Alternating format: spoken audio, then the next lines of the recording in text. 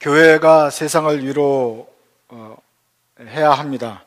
우는 자와 함께 울고 그리고 위로해주는 그런 역할을 해야 되는데, 요즘 이제 들어보면은 특별히 우리 한국 조국교회는 세상을 위로하기보다는 사람들로 하여금 더 화가 나게 하는 그런 일을 하는 것을 봅니다.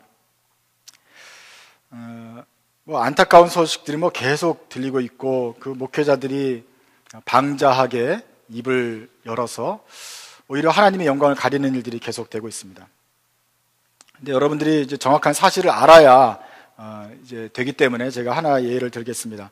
1987년도의 일입니다. 4월, 그때도 4월이었는데 87년 4월에 전두환 대통령이 독재를 하고 있을 때, 이제 시민들이 이 독재를 이제 그만하고 개헌을 하는데 직선제로 투표하자는 얘기가 막 이렇게 일어나고 있었어요.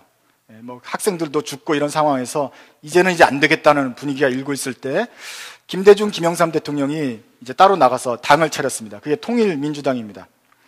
이제 그래서 4월 달에 당을 만들어가지고 백성들의 의견을 수렴해서 좀 헌법을 개헌을 하자. 이제 우리나라가 독재에서 좀 벗어나야 되지 않겠냐, 이런 식으로 당을 만들었습니다. 이 당을 만드는 거는 불법한 일이 아니죠.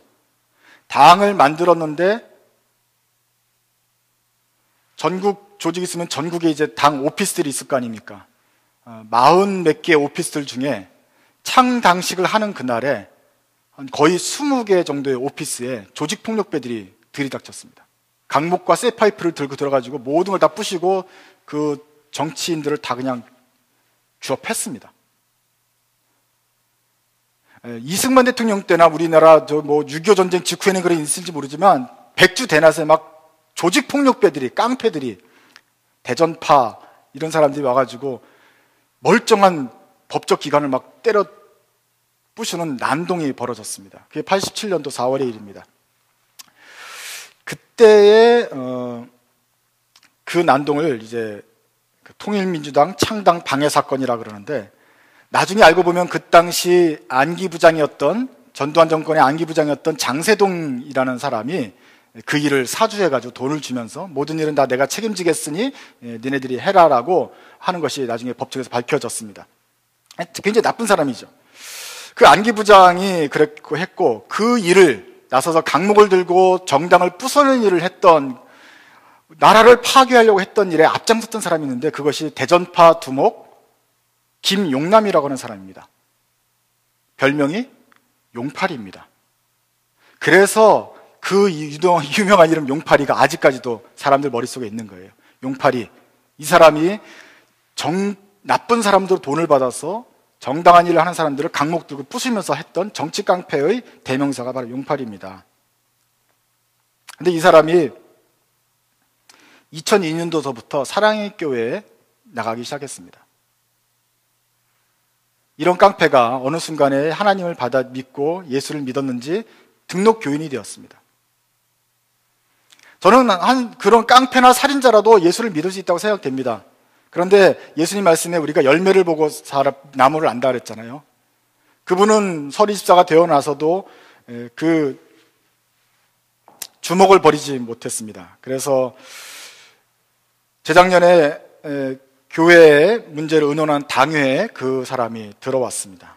문을 박차고 들어와서는 오종희 목사의 논문 표절을 지적하는 그 장로를 부르면서 너 죽고 나 죽자 하면서 불질러 버리겠다 하면서 석유를 끼얹고 난동을 부렸습니다. 그래서 사랑의 교회 방화 미수 사건으로 지금 재판에 들어가 있습니다. 놀라운 사실은 바로 어저께, 한국 시간은 어저께 어떤 교단에서 목사님이 안수를 받고 목사님이 되었던 사실입니다.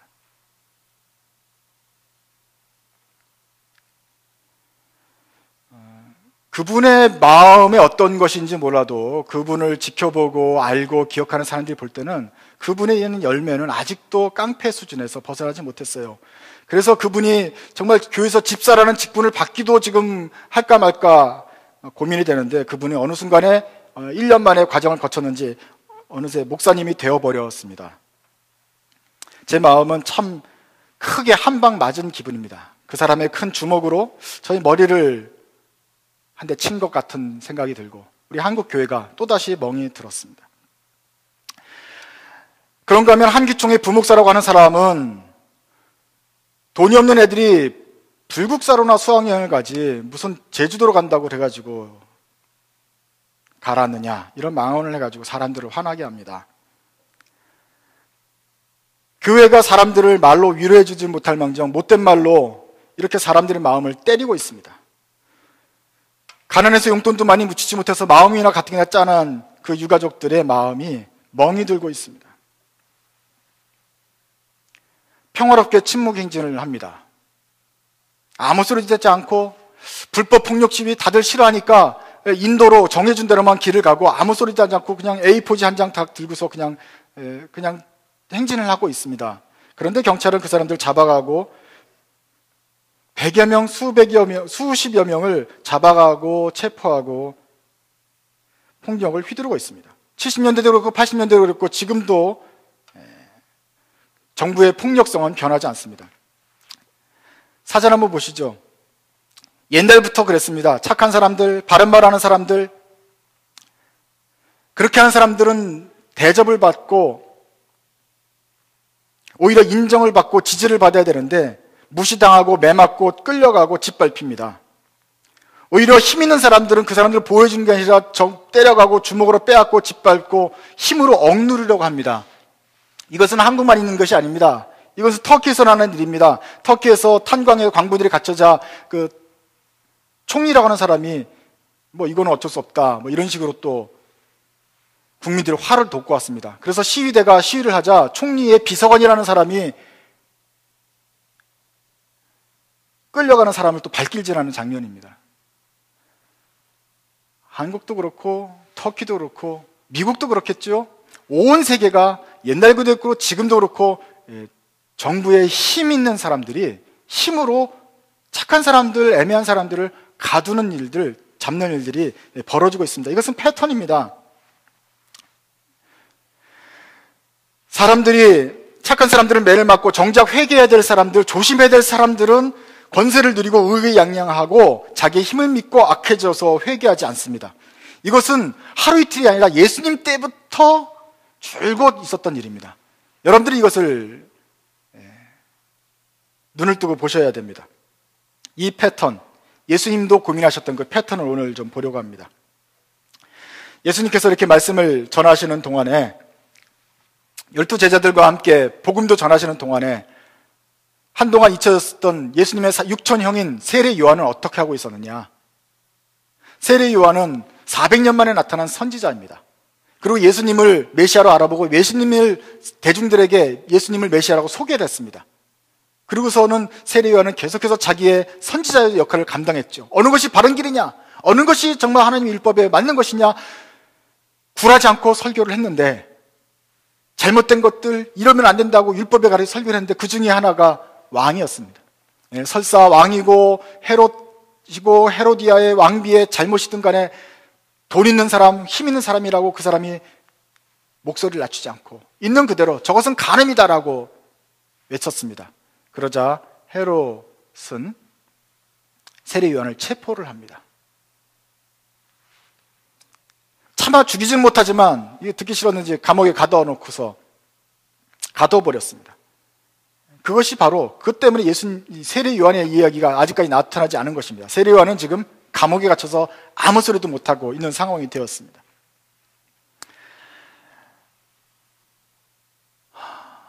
무려 400년 만에 나타난, 기다리고 기다렸다는 그 선지자가 이스라엘에 나타났습니다. 이스라엘의 선지자가 나타났는데 그 선지자를 세상은 기다렸다고 말이나 하지 말지 잡아다가 감옥에 가둔 것입니다. 냄새나고 축축하고 어두운 그 감옥에서 세례 요한이 있었습니다. 그런데 사람을 보내서 예수님께 이런 질문을 보냅니다.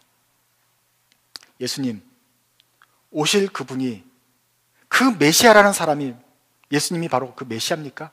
오실 그분이 당신입니까? 라는 질문을 예수님께 보냅니다. 예수님이 사람을 통해서 그 질문을 받고서 이렇게 대답합니다. 당신이 바로 그 메시아입니까? 아니면 우리가 다른 사람을 기다려야 됩니까? 도대체 당신이 왔는데 왜 세상이 이 모양입니까? 메시아가 오면 세상이 좀 바뀔 줄 알았는데 내가 왜 지금 이렇게 감옥에 갇혀서 착고의 체인 채로 이루고 있어야 되죠. 정말 천국이 가까워왔다는데 당신이 와서 하나도 변화되지 않은 거 보니까 천국이 아직 안 가까운 거 아닙니까? 라는 그 질문에 예수님이 대답하시는 것입니다. 너희는 가서 보고 들은 것을 요한에게 전해 주어라. 내가 왔기 때문에 눈먼 사람이 보고 다리 저는 사람이 걷게 되고 나병 환자가 깨끗하게 되고 듣지 못하는 사람이 들으며 죽은 사람이 살아날 뿐만 아니라 가난한 사람에게 복음이 전파된다. 이 말을 네가 본 그대로, 네가 본 그 사역 그대로 전해라. 이 말은 눈먼 사람이 보는 것은 그냥 일반적인 기적이 아닙니다. 눈먼 사람이 보고 다리 저는 사람 걷게 되고 나병 환자 깨끗하게 되고 죽은 사람 살아나고 가난한 자에게 복음이 전파된다. 이 말은 진짜 그 메시아가 왔을 때 일어나는 일입니다. 다시 말해서 이 말은 내가 진짜 메시아 맞아, 요한아. 내가 진짜 메시아 맞아. 그러니까 좀 참아, 기다려 하는 그런 메시지입니다. 여러분, 세례 요한이 왜 이런 질문을 던졌을까요? 세례 요한이 예수님을 한번 메시아라고 선포를 했다가 자기가 감옥에 갇히니까 세례 요한이 믿음이 없어졌나요? 보라, 세상 죄를 지고 오는 하나님의 어린 양이다 소개를 했잖아요. 그리고 세례까지 줬던 사람이 자기가 오랜 시간이 지나자 잘못했나? 이런 회의가 들은 것입니까? 이 질문은 세례 요한이 그렇게 믿음이 없어졌다기보다는 오히려 주님께 요구하는 것입니다. 주님, 메시아로 오셨으면 좀 바꾸셔야죠. 지금 헤롯이 나를 가둬두고 있어요. 이건 하나도 변하지 않아요. 힘세다고 자기네 군병들 시켜가지고 나를 이렇게 하나님 말씀을 가두고 있으면 이게 되겠습니까? 언제까지 우리가 기다려야 됩니까? 하는 그런 하소연입니다. 주님이 말씀하세요. 내가 메시아 맞다. 내가 메시아 맞다. 그러면서 제자들이 말씀하세요.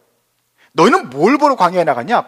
너희들이 다 광야에 나갔던 기억이 있어요. 세례 요한의 세례를 받으려고. 그때 광야에 나가서 막 삐까번쩍 옷 멋있게 입은 사람 그거 보러 나갔냐? 아니지. 세례 요한의 광야에 외치는 소리 들으러 나가지 않았냐? 세례 요한은 그냥 선지자도 아니고 아주 뛰어나고 훌륭한 선지자였어. 세례 요한은 너희들이 정말 그때 감동했던 것처럼 정말로 훌륭한 선지자 맞아. 이 세상에서 세례 요한보다 더 큰 인물이 없었다고 할 정도야. 그런 훌륭한 사람이 라고 예수님이 세례 요한을 인정합니다. 세례 요한이 지금 믿음이 떨어졌어 이렇게 말하지 않고 세례 요한은 지금 훌륭한 선지자야. 그런데 그 선지자가 지금 감옥에 갇혀 있거든요. 세례 요한이 잘못해서 갇힌 게 아니야. 세례 요한은 바른 말을 했고 하나님 일을 잘했어. 그 사람이 믿음이 떨어진 것도 아니야. 근데 현실은 감옥에 갇혀 있을지 몰라도 그래도 하나님 나라 절 잘 전한 거 맞아. 그 사람 정말 훌륭한 사람이야. 예수님이 설명해 주십니다. 그러면서 이렇게 12절을 얘기해요. 세례자 요한 때부터 지금까지 하늘나라는 폭행을 당한다. 그리고 폭력을 행사하는 사람들이 그것을 약탈한다. 이것은 개역 성경에 이렇게 되어 있습니다. 여러분 기억하실 것입니다. 세례 요한의 때부터 지금까지 천국은 침노를 당한다. 침노하는 자는 빼앗느니라. 이런 말씀에 더 익숙한 분이 계실 것입니다. 천국은 지금까지 침노를 당하고 침노하는 자는 빼앗는다. 침노라는 말은 침략하고 노력한다는 말입니다. 도대체 이게 무슨 말인가? 한번 한글 한번 보시죠. 천국은 침노하는 자의 것이다. 무슨 말이냐면은 세례 요한의 때부터 지금까지 천국은 침노를 당한다. 침노하는 자는 빼앗는다. 갑자기 침노라는 말과 천국은 침노하는 자의 것이다. 아니, 침노를 당한다. 이런 말이 있으니까 이 분들이 굉장히 오해를 많이 했어요. 여러분도 이 말을 많이 들었을 것입니다. 그래서 설교를 갖다가 하면서 어떻게 하냐면은 그것을 이 구절에 의거해서 천국은 침노하는 자의 것이다. 이렇게 요약을 해서 이런 제목으로 설교를 많이 했습니다. 한번 들어보시겠어요? 검색만 해도 벌써 이런 것들이 인터넷에 많이 있는데 이런 이야기입니다. 천국을 사모하고 천국은 침노하는 자의 것이기 때문에 그렇기 때문에 천국을 사모하고 열심을 내어 천국을 차지하고 천국으로 들어가자. 천국은 침노하는 것이 자의 것이다. 이런 말이 보통 다른 성경과는 굉장히 특이하잖아요. 그러니까 머릿속에 아주 명확하게 들어와요. 천국은 침노하는 자의 것이다. 이 말은 성경에 있지 않아요. 천국이 침노를 받는다는 말이 있어서 거기서 이제 따서 이렇게 말을 만든 것인데, 이런 설교들입니다. 중요한 것은 천국은 그렇게 은혜로 값없이 가는 곳이지만 동시에 싸워서 쟁취하는 나라라는 이야기입니다. 이렇게 해석을 합니다. 또 다른 사람이 이렇게 해석합니다. 천국은 누구나 마음 먹으면 순탄하게 들어갈 수 있는 나라가 아닙니다. 철통 같은 장애물로 가려먹혀 있습니다. 이 모든 것을 뚫고 들어가야 한다는 이런 참으로 침노하는 자만이 들어갈 수 있는 것입니다. 또 어떻게는 이렇게 합니다. 이렇게 강하게 임하는 하나님의 나라도 내가 쟁취하지 않으면 나에게 임하지 않습니다. 아무리 큰 폭포수가 위에서 많은 물을 떨어뜨려도 컵이 입구가 위를 향해 있지 않으면 결코 담을 수 없는 것처럼 적극적으로 온 마음을 다하여 하나님 나라를 추구해야 우리는 그 나라를 받을 수 있습니다. 라고 설명을 많이들 합니다. 그러나 여러분, 분명하게 말씀드린 것은 이게 굉장히 잘못된 해석입니다. 지금까지 많이 잘못해왔고, 그것이 근데 잘못 해석해온 것들이 천국은 침노하는 자의 것이다, 이런 게 굉장히 이 말이 귀에 쏙 들어온단 말이에요. 그래서 널리 퍼져 있습니다. 그 천국에 침노하는 자라는 것이에요. 그래서 뭐? 침략하고 노력하는 자의 것이라는 말이 그것이 천국에 주어졌다, 그 말이 여러분 이해가 됩니까? 천국은 침략하고 노력하는 자의 것이다. 가만히 있지 말고 너희들도 천국을 침략하고 노력해야 된다. 천국에 가서 싸워서 천국을 쟁취해야 된다. 하나님 나라를 획득해야 된다. 이렇게 말한 것이 우리가 알던 하나님 나라에 맞는 설명입니까? 지금까지 이것을 듣고 있었던 여러분들이라고 해도 모든 것 다 지워버리시고 하나님 말씀 속에서 이 말이 어떤 뜻인지 한번 제대로 한번 보시기 바랍니다. 영어 한번 해서 보시기 바랍니다. 물론 영어 성경도 옛날 NIV 성경은 이것을 조금 애매하게 해석해 놓은 경우가 있어요. 그래서 어려운 성경 구절이긴 한데, 지금 요새 말하는 TNIV 성경 구절이나 지금 여러분 보시는 새번역 성경은 굉장히 명확하게 해석이 되어 있죠. 천국은 옛날부터 침략을 당해왔다, 이런 뜻이에요. 수동태로. 그 포스가, 그 힘이 천국을 맨날 이렇게 두들겨 팼다. 천국이 고통을 받아왔다는 거예요. 당해왔다. 천국이 얻어 터지고 있었다, 지금까지. 세례 요한 때부터 그러고 지금까지 계속 지금 천국이 얻어맞고 있다. 그 천국이 얻어맞는 놈들, 얻어 때리는 놈들이 어떻게 하느냐? 와가지고는 다 싸그리 그냥 노략질해 간다, 이런 말입니다.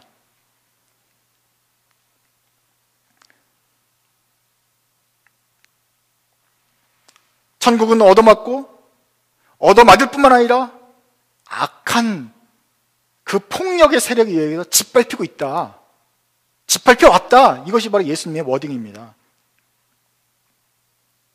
문법적으로 여러분 이해가 되시죠? 그런데 이것이 번역하는 거랑 조금 영어도 그렇고 잘못되는 바람에 그냥 많은 오해를 일으켰고, 특별히 한국에서만 천국은 침노하는 것이 자의 것이다 라는 어떤 그런 것이 아주 명확하게 널리 퍼져서 잘못되어 있어요. 만약에 그대로 한다면 우리는 그냥 가만히 있으면 안 되고 나서서 우리도 수단 방법 가리지 말고 힘을 어디서 얻어가지고 그냥 문을 때려 부시고, 천국의 문을 때려 부시고 천국으로 뛰어 들어가야 된다, 이렇게 해석이 되지 않겠어요? 그런데 성경 어디에 우리가 하나님 나라를 막 쟁취해서 하나님에 있는 금은보화를 막 약탈을 하라는 이런 말이 어디에 있습니까?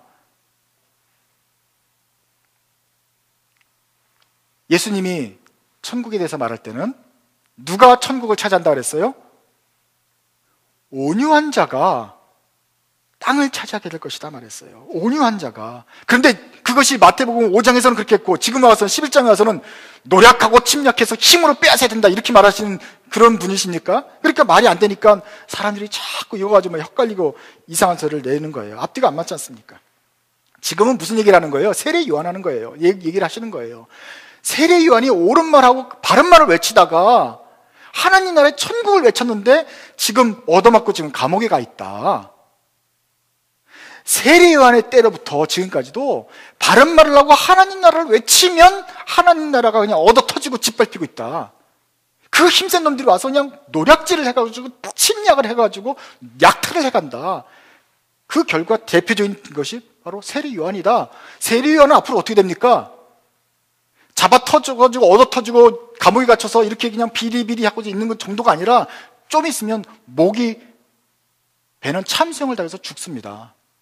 그것도 헤로디아가 그 짤 시켜가지고 춤추는 바람에 그냥 허망하게 죽어버리는 것처럼 그 천국의 복음을 전한 하나님의 400년 만에 기다렸던 400년 동안 기다렸던 하나님의 선지자가 그냥 목이 잘라나가 버립니다. 그 조그만 그 유대 나라의 그 헤롯 그 분봉왕도 자기 그것도 권력이라고 하나님의 사람을 그냥 댕강 목을 쳐버립니다. 천국이 침노를 받고 있는 것이죠. 천국이 고통받고 있는 것이죠. 예수님은 어떻습니까? 예수님 지금 말씀 잘 전하시죠? 예수님도 머지않은 시간에 헤롯과 본디오 빌라도와 그리고 종교 지도자를 의해서 체포당할 것입니다. 그리고 매 맞고 침 뱉고 머리에 가시면류관을 쓰고 피를 토한 다음에 십자가에 달려서 죽게 될 것입니다. 예수님도 천국인데 그 천국은 힘에 의해서 침략당하고 노략질당하고 천국이 아직 강도를 만난 것처럼 그렇게 약탈을 당합니다. 천국이 이렇게 세례 요한 때부터 지금까지 계속해서 고통만 받고 있다. 주님의 말씀이십니다. 세례 요한은 그 오기로 했던 엘리야 맞다.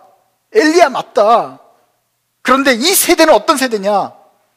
이 세대가 하도 악해가지고 피리를 불러도 춤추지 않고 울어도 곡하지 않고 도저히 선지자가 아무리 외쳐도 반응이 없어요. 자기네들 힘 있는 대로 그냥 꾹쭉 밀고 나가요.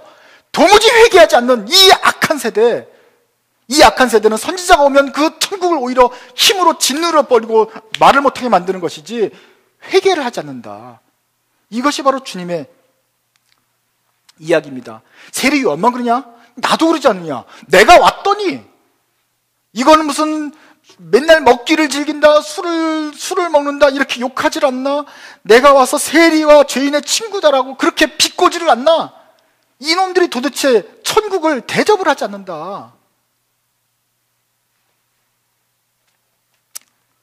이것이 주님의 참 답답한 마음입니다. 세례 요한도 인정받지 못했고 나도 인정받지 못하고는 도무지 하나님 나라 천국이 너에게 임했는데도 왜 사람들이 변하지 않을까? 아니 정말로 악한 세대구나. 이 세대가 정말 내가 왔어야만 됐던, 내가 오지 않고서는 도무지 해결이 안 되는 그런 악한 사람들이구나. 주님이 한탄하시는 장면입니다. 우리는 하나님 나라를 생각하면 그 하나님 나라는 얼마나 순결하고 아름답습니까? 사모할 만합니까? 그런데 그 하나님 나라는 폭력이 없어요. 폭력이 없기 때문에 힘을 가진 이 악한 사람들은 힘이 없는 천국을 쥐어패요. 무장하지 않은 이 천국을 잡아 가둬요. 때려요. 짓밟아요. 순결하고 아름다운 하나님 나라가 강도 만난 것처럼 짓밟힌 다음에 이 땅에서 얻어 터지고 쥐어 맞고 있습니다. 이것이 예수님 때의 현실이었습니다. 그리고 우리의 현실이기도 합니다.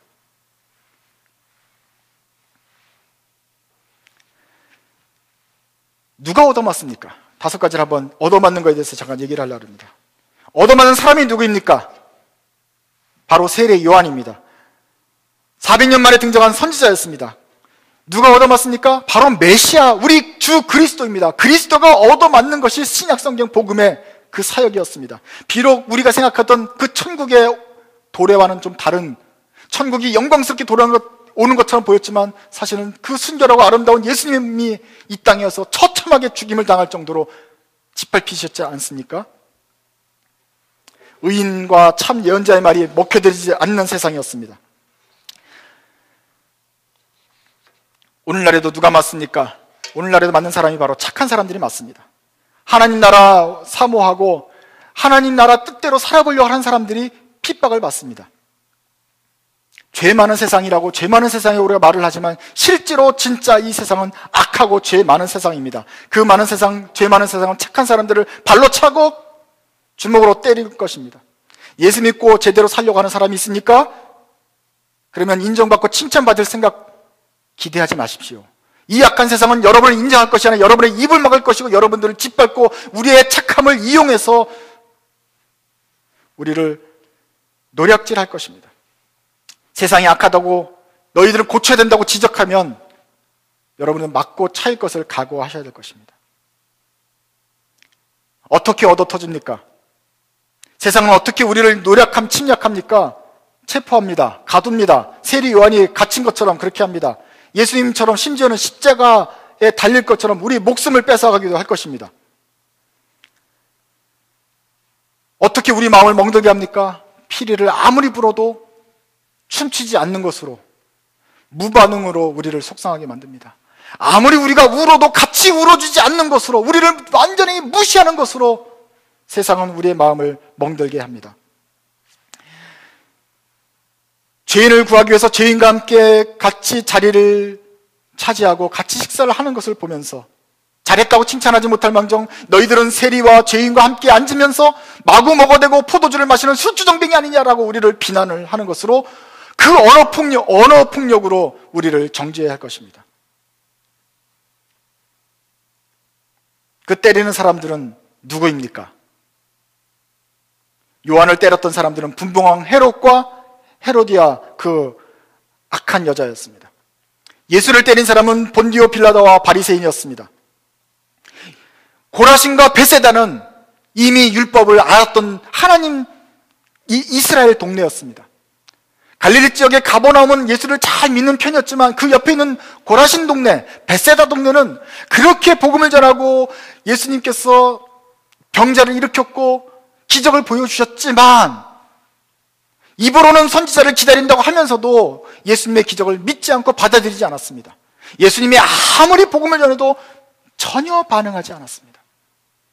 그렇게 해서 하늘에서 내려오신 이 선지자 예수님이, 메시아 예수님이 이때 고라신과 벳세다를 보면서 굉장히 실망하셨습니다. 고라신과 벳세다야, 너희에게 화가 있을 것이다. 어떻게 이렇게까지 했는데도 너희들은 아무런 반응이 없느냐? 예수님이 이 사람들의 무반응으로 인해서 가슴에 멍이 들었습니다. 오늘날에도 천국을 때리는 사람이 누구입니까? 초신자 순전만으로 예수를 믿고 아무것도 모르지만 그래도 있는 마음대로 복음을 받아들이려는 그런 어린아이들이 아닙니다. 오히려 교회를 오래 다녔다고 하고 교회에서 권세도 있다고 하고 경력도 있다고 하는 사람이 소위 말해서 1년 만에 그냥 목사가 될 수 있는 많은 인맥과 연주를 가진 사람이, 한기총의 부총재라고 하는 사람이 사람들의 마음에 못을 받고 있는 것입니다. 그리스도의 진짜 적은 바로 이런 사람들입니다. 이것은 오늘날에도 있고 과거 이스라엘 예수님 때에도 늘 율법을 입에 달고 다니던 고라신과 벳세다가 예수님의 마음을 멍들게 했습니다. 과연 때리는 자가 벌을 받게 될까요? 이렇게 천국을 노력하는 이 천국의 원수들이 과연 벌을 받게 될까요? 그렇습니다. 주님이 그 심판을 말합니다. 화 있을진저 고라신과 벳세다요. 내가 하늘까지 치솟을 셈이냐? 지옥까지 떨어질 것이다. 심판날에 소돔 땅이 너보다 더 견디기가 쉬울 것이다 하면서 고라신, 벳세다, 가버나움 이 사람들을 책망을 합니다. 이 세상에서 잠깐 누리는 권세와 영광에 취해가지고 이 힘에 의해서 힘을 즐기는 사람들은 마지막 날에 이런 심판을 당할 저주받을 인생이라는 것을 여러분 기억하셔야 됩니다. 이 땅에는 잠깐의 영광과 권력이 오래가지 못하고 주님의 심판대 아래 놓였다는 것을 여러분 기억하십시오.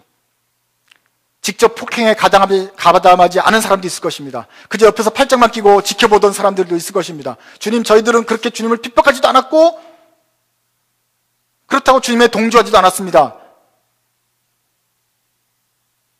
그런 사람들은 과연 이 심판에서 벗어날 수 있을까요? 그 사람들이 바로 고라신과 벳세다, 가버나움 아닙니까? 피리를 불어도 춤추지 않고 울어도 애곡하지 않는, 메시아가, 선지자가, 세례 요한이, 예수님이 와도 아무런 미동도 없이 움직이지 않던 침묵하는 그 사람들, 과연 주님의 심판을 벗어날 수 있을까요? 이런 사람들에도 주님은 심판을 얘기하십니다. 내가 그런 많은 기적을 베풀었는데 저 이방인 시돈, 두로와 시돈에서 벌써 사람들이 다 믿었을 것인데 너희들은 왜 이렇게 변하지 않느냐? 너희들에게는 심판이 있을 것이라고 주님이 그 움직이지 않는 사람들에 대해서도 심판을 말씀하십니다. 오히려 착한 사람들에게는 사항을 말씀하시는데 다시 한번 말씀하십니다. 천국은 누가 갔느냐? 이 어린아이 같은 사람들이 받게 된다. 그러면서 온유한 자가 땅을 차지할 것이다. 어린아이가 내게 오는 것을 금하지 말라. 이 순전한 어린아이들에 대해서 어린아이처럼 연약하고 순진한 사람들을 이 천국을 받게 될 것이라고 주님께서 일관성 있게 말씀하십니다. 천국은 누가 받느냐? 이런 사람들, 비록 이 땅에서는 얻어터지고 짓밟히고 노략질 당하지만 그래도 진리를 위해서 붙잡고 사는 이 사람들은 천국을 받게 될 것이다. 이것이 착한 예수의 제자들이 받을 상의인 것입니다. 마태복음 6장에서 주님은 기도를 가르쳐 주십니다. 그것이 주기도문입니다. 어떻게 시작하죠? 하늘에 계신 우리 아버지, 이름이 거룩형을 받으시고 나라가 임하옵시고 뜻이 하늘에서 이루어진 것 같이 땅에서도 이루어지이다. 그러나서는 이제 뭐 일용할 양식도 달라고 그러고 죄도 용서해 달라고 그러고 이렇게 뒷부분이 나오는데 그 앞부분의 기도는 하나님 아버지가 영광 받으시고 그 나라가 이루어지고 뜻이 하늘에서 이룬 것 같이 땅에서도 이루어지길 원한다 하는 그런 기도예요. 그런데 여러분 이런 기도, 이런 생각이 안 드십니까? 이거 우리가 왜 기도해야 되나? 우리가 왜 하나님 나라를 위해서 기도해야 되죠? 하나님의 뜻이 왜 이 땅에 이루어지도록 기도해야 될까요? 이거는 기도 안 해도 자연스럽게 되는 거 아닙니까? 일용할 양식은 우리가 구해야 주시는 거라고 하더라도 죄를 우리가 용서해 줘야 또 죄 용서를 받는다. 이건 기도하는 거, 시험에 들지 않도록 기도하는 걸 우리가 되더라도 왜 우리가 하나님 나라를 위해서 기도해야 될까요? 하나님 나라는 그냥 오는 거 아니었습니까? 예수님이 초림하셨고 이제 재림하시면 그냥 당연히 그 나라가 완성이 되고 이 나라, 이 땅에 하나님 나라 임하게 될 거 아닌가요?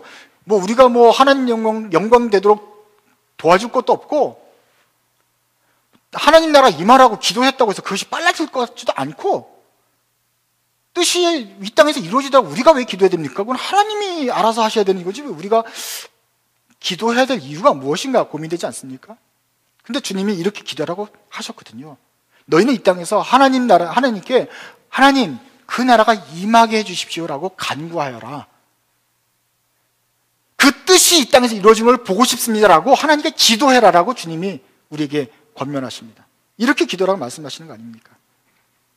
천국이 자동적으로 임할 건데 우리가 기도할 필요가 없습니다. 천국은 우리가 기도해야 할 필요가 있는 것입니다. 이 땅에서 이루어질 천국은 우리가 기도해야지 이루어진다고 주님이 말씀하십니다. 얻어터지고 짓밟히고 감옥에 갇힌 여러분, 그 사람들은 침묵하지 않기 때문에 하나님 나라를 간절히 바라고 주님의 복음을 전하기 때문에 고통을 당할 것입니다. 침노를 당하고 서퍼링 받을 것입니다. 그런 사람들은 갈증이 있습니다. 주님, 메시아가 오셨는데 내가 왜 감옥에 갇혀야 됩니까? 라는 세리 요한의 질문과 같은 그 질문이 생깁니다. 주님, 언제까지 내가 이런 고통을 당해야 됩니까? 하나님 나라가 빨리 임해서 정의가 사는 것을 보게 하시고 악이 심판받는 것을 보게 해 주십시오. 하나님 나라에 그렇게 완성되겠지만 이 땅에서 조금이라도 그 정의가 살아나는 것을, 승리하는 것을 보고 싶습니다 하는 그런 갈증이 있지 않겠습니까? 그런 목마름이 있지 않겠습니까? 너희들은 그런 목마름을 가지고 하나님께 기도해라. 이 땅에서 하나님의 나라가, 하나님의 이름이 거룩히 여김되는 것을 우리가 함께 기도하자. 아직까지도 주먹질을 벌이지 못하고 당회에서, 교회 안에서 폭력을 휘두르는 그런 사람을 목사로 주는 이런 세상을 통해서 하나님의 얼굴이, 이름이 얼마나 땅에 떨어지고 있느냐. 이것을 보면서 그냥 답답해하지만 말고 여러분들이 하나님의 나라가, 하나님의 이름이 거룩형을 받으시옵소서라고 간구하자. 그 하나님의 나라가 이 땅에 임하시옵소서라고 기도해야 된다. 여기서 하나님의 뜻이 이루어지도록 우리가 간절히 기도해야 될 것이다. 이 갈증을 가지고 얻어먹고 질팔피는 우리 의인들과 기독교인들이 기도해야 된다라고 제자들에게 가르쳐 주신 것입니다.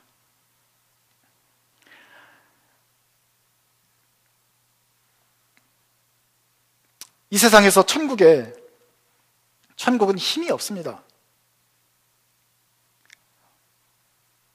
강한 자들은 연약한 자들을 계속해서 주먹으로 팹니다. 진리는 드러나야 되는데 가려집니다. 사람들이 고통을 받고 억울하게 죽은 사람들이 있으면 그것이 한이 풀어져야 되는데 점점 더 덮어줍니다. 정권이 바뀌고 선거를 하면 뭐합니까? 또 다른 악이 득세하고 또 다른 악을 만들어내고 악인은 장수하고 그들의 부는 점점 더 많아집니다. 천국은 나눠주고 도와주고 자기를 희생하기 때문에 점점 의인들은 더 연약해지는 것 같습니다. 그렇기 때문에 우리는 더더욱 이 땅에서 하나님 나라가 이루어지도록 기도해야 됩니다. 일용할 양식 달라고 기도하는 것만큼 이 땅에서 하나님 나라가 임하도록 기도하는 것이 꼭 필요하다고 주님이 말씀하십니다. 세례 요한이 바로 이 갈증이 있었습니다. 온유한 자가 땅을 차지한다는 그 말씀이 어디에 있습니까? 온유하게 울부짖었던 세례 요한은 그렇게 온유하게 죽어가면서 외쳤습니다. 그리고 예수님도 이 사실을 한탄하지 않습니까? 여러분, 이것이 우리 제자들이 걸어야 될 길입니다. 예수 그리스도를 따르고 세례 요한의 길을 본받아서 우리도 하나님의 복음을 전하는 메신저가 된다고 결정할 때는 우리도 세례 요한이 갔던 그 고난의 길, 예수님이 갔던 그 죽음의 길을, 연약한 길, 짓밟히고 얻어 터지는 길로 가야 됩니다.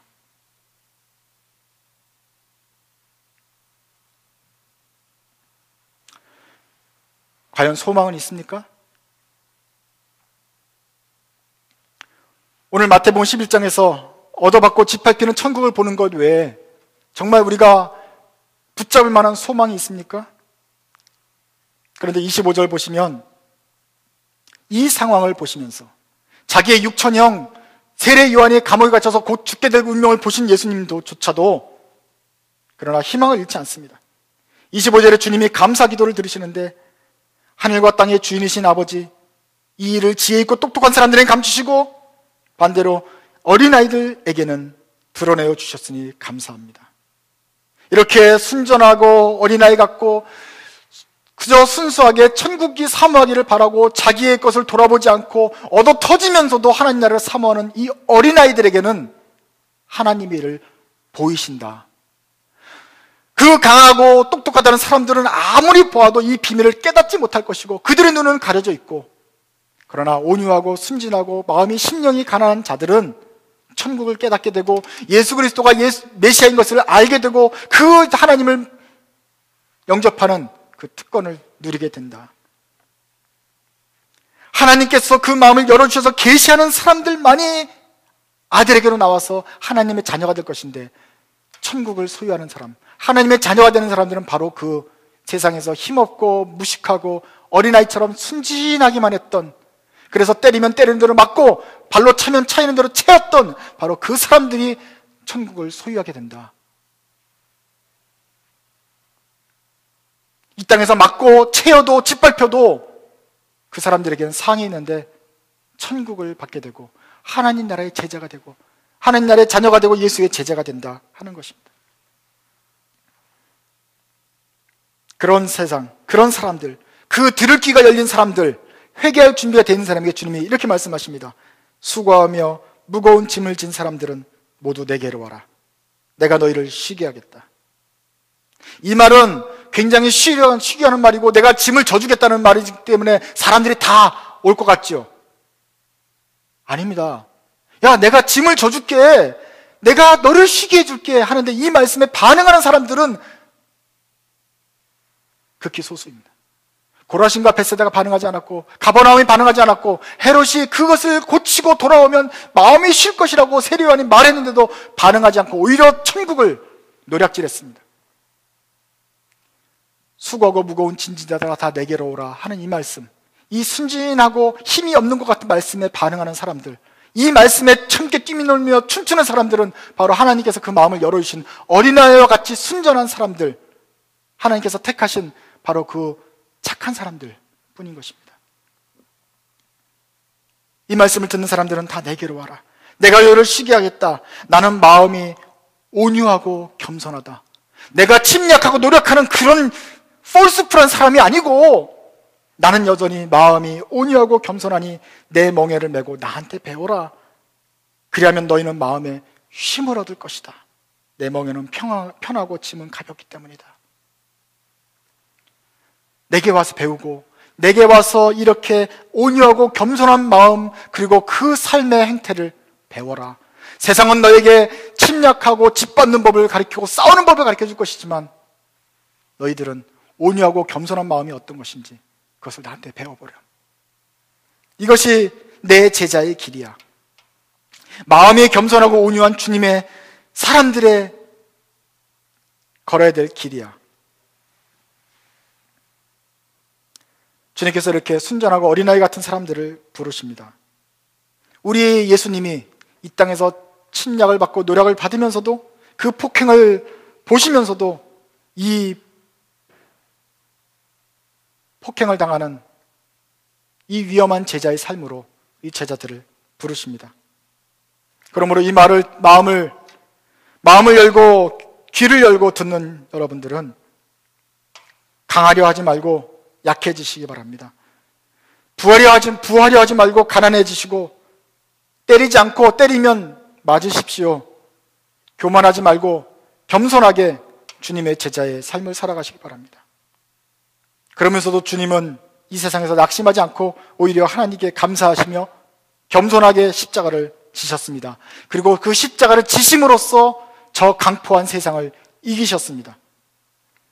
우리의 싸움은 혈과 육에 대한 것이 아니고, 이 땅에 있는 사람들과 돈으로 이기려는 것이, 돈이나 힘으로 이기려는 것이 아니고, 오히려 주님의 십자가를 지면서 그 십자가의 힘으로, 겸손하고 온유함의 힘으로 세상의 폭력을 이기는 것입니다. 주님의 십자가를 지고 주님께 배우는 참 제자가 되시기 바랍니다. 그렇게 할 때야 비로소 이 험하고 죄 많은 세상에서 우리가 마음의 쉼을 얻게 될 것입니다.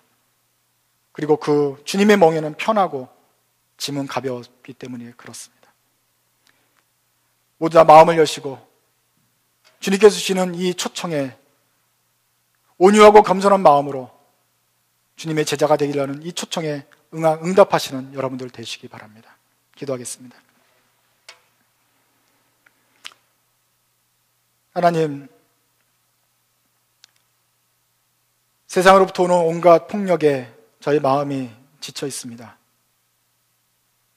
언어의 폭력, 발길질과 위협과, 그리고 도무지도 변하지 않을 것 같은 사회의 구조 때문에 저희 마음이 상해 있습니다. 오늘 세례 요한과 예수님의 그 고달픈 삶을 통해서 저희를 위로하시니 감사합니다. 또 우리가 잘못 알고 있었던 것처럼 천국은 침노하고 침략하고 노력하고 빼앗는 자들의 것이 아니라 오히려 빼앗기고 매맞고 밟힐지언정 천국을 사모하고 순전한 마음으로 주님의 길을 가려는 제자들의 것이라는 것을 말씀해 주시니 감사합니다. 저희들이 세상에서 힘을 갖고 싶을 때가 있습니다. 돈의 힘을 의지하고 싶을 유혹을 받을 때가 있습니다. 그러나 우리 제자들의 마음을 붙잡아 주시고 다시 한번 주님께서 말씀하신 그 말씀, 마음이 겸손하고 가난하고 온유한 자가 천국을 받을 것이라는 그 말씀을 다시 한번 믿는 믿음 주시옵소서. 또한 주님께서 가르쳐 주신 대로